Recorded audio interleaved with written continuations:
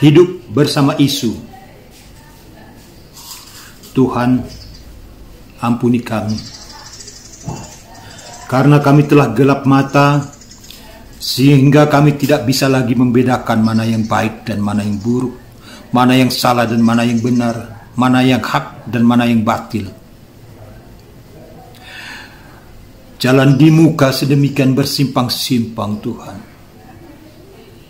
Dan pada tiap persimpangan jalan itu terdapat papan nama bertuliskan jalan kebaikan, jalan kebajikan, jalan kebenaran, jalan nurani, dan jalan-jalan apa lagi yang semuanya menunjukkan pekerti baik. Dan pada tiap papan nama itu, di bawahnya ada seorang orator ulung yang sebetulnya lebih mirip tukang obat, berteriak-teriak, berkoar-koar, memperdagangkan kebenaran versi mereka masing-masing. Maka di tiap jalan itu, di jalan bersimpang-simpang itu, kerumunan manusia yang semula berkelompok-kelompok sesuai dengan minat kebenaran masing-masing, pada tengah hari kerumunan itu sudah membesar. Orang-orang berdatangan dari tiap penjuru menuju ke jalan bersimpang-simpang itu. Mula-mula memang hanya berkelompok-kelompok saja, tetapi kemudian orang-orang menjadi bingung melihat para orator itu menjajakan kebenarannya. Kadang-kadang kerumunan itu berlari ke sana kemari, ke kanan, ke kiri, ke muka, ke belakang. Seperti itulah kami kini, Tuhanku.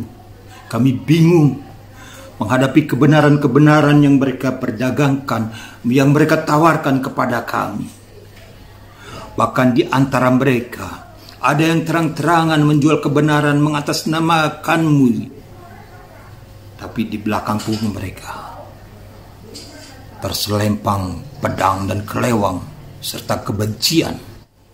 Lantaran hebatnya mereka dalam berorasi, sehingga kemudian mereka seperti mewakili-Mu. Mereka menjadi Tuhan-Tuhan baru. Ampuni kami, Tuhan, karena telah menggantikan Engkau dengan Tuhan-Tuhan baru. Kami kini lebih percaya pada Tuhan Isu.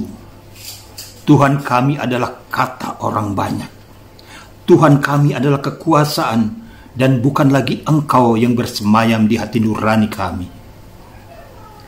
Dengarlah Tuhanku, betapa isu telah menjadi agama bagi kami. Isu-isu berseliweran, isu-isu berlalu lalang di tengah-tengah kami, menjadi pelengkap hidup kami dari pagi sampai pagi. Padahal sebagaimana galibnya isu, sudah tentu belum terbukti kebenarannya. Tapi seperti yang Engkau tahu, hari kami cuma diisi oleh isu dan gosip serta kebohongan. Ya, selama ini kita mempercayai bahwa isu adalah kabar yang tidak jelas asal-usulnya dan tidak terjamin kebenarannya. Isu menjadi topik yang menarik untuk diperbincangkan. Orang sering menyebut isu dengan berbagai macam istilah, mulai dari hoax, mulai dari kabar angin, desas-desus, dan rumor. Ada pula yang mengatakan isu itu sama dengan gosip. Padahal isu itu menurut asal-usul katanya yang berasal dari bahasa Inggris, isu itu adalah topik masalah atau bahasan. Jadi nggak ada itu sangkut pautnya dengan desas-desus atau selentingan yang mengundang konotasi ketidakbenaran. Isu, gosip, rumor, hoax, dan lain sebagainya, jika kita tidak bijak menanggapinya, tetaplah akan menjadi percik api yang akan membakar amarah dan terjebak pada fitnah. Bangun tidur, kami langsung sarapan dengan gosip artis. Tengah hari, kami mengisinya dengan berkunjing. Malam hari, kami berselancar di dunia maya, menjaring isu-isu panas yang akan kami gandakan di media sosial kami. Tentu saja, kami akan senang apabila isu-isu yang kami paparkan di medsos kami itu akan diberi jempol, like, dan komen. Kami kini lebih percaya pada kulit daripada substansi. Sehingga sebagian dari kami tetap ngotot membela si A dan si B tanpa harus mengkonfirmasi terlebih dahulu. Kami pernah pula was-was menjelang pelantikan presiden kami. Sebagian dari kami cemas karena ada isu yang mengatakan bahwa presiden tidak akan pernah dilantik karena akan digagalkan oleh kelompok tertentu. Demikianlah dunia politik kita gonjang-ganjing. Ya Tuhanku, begitulah dari waktu ke waktu kami bergelimang dengan isu. Inilah barangkali buah yang harus kami petik lantaran kami kerap percaya begitu saja dengan isu yang dihembuskan oleh para pemimpin kami sebelum mereka mengambil keputusan. Tujuannya tentu saja untuk mengelabui kami sehingga kerakusan mereka, kebuasan mereka mengkorupsi uang negara menjadi tidak nampak. Berkali-kali bangsa kita termakan oleh isu. Bagaimana ketika tahun 1965 isu tentang kudeta, isu tentang PK, isu tentang Dewan Jenderal dan lain sebagainya yang memakan korban sedemikian banyak. Kemudian pada tahun 70-an isu merebak juga, tak kalah sengitnya dengan masa sebelumnya. Seorang aktivis bernama Rahman Toleng mengatakan ada banyak isu di sana melawan modal asing, kemiskinan dan kesenjangan ekonomi yang kian tajam, isu padat karya, padat modal, ada diskursus pembangunan bangsa Indonesia, ada isu ASPRI yang mengacak-ngacak kabinet dan lain sebagainya. Puncak dari isu itu apa yang terjadi? Maka meletuslah apa yang disebut dengan peristiwa Malari.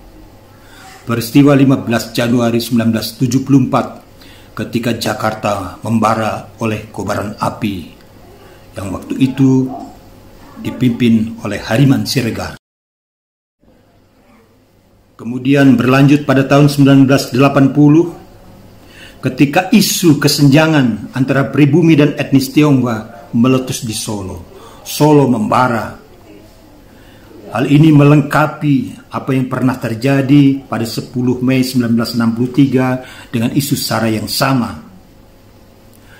yang menjadi kerusuhan rasialis pertama dan terbesar di kota Bandung. Isu itu terus menggelinding. Pada tahun 1997 di Jawa Timur meletus isu dukun santet yang menyebabkan banyak kiai terbunuh pada saat itu. Dan ujungnya adalah kerusuhan Mei tahun 1998. Isu-isu itu pun kemudian menemukan bentuknya ketika kami hendak memilih pemimpin-pemimpin kami dari tingkat desa hingga ke tingkat nasional. Isu bertebaran di angkasa lengkap dengan fitnah. Saat Pilpres kemarin juga, betapa dua calon presiden kami dihajar oleh isu yang mematikan. Ya, kami menyadari betul bahwa isu adalah fenomena yang manusiawi. Itulah sebabnya isu bisa berembus di bidang kehidupan apapun, politik, ekonomi, sosial, budaya, dan lain sebagainya. Dari yang berskala besar sampai tingkat keluarga. Di tengah fakta yang saling berkaitan dan hubungan timbal balik kehidupan antar manusia dan antar masyarakat dalam era globalisasi ini. Isu barangkali memang seperti garam yang tidak lengkap hidup tanpa isu. Barangkali salah satu cara agar kita tidak tersesat oleh isu adalah kita berpikir baik, tentang diri dan sesama. Salam. Suara azan yang mengalun di fajar basah, bangkitkan hati yang sedang tidur lelap.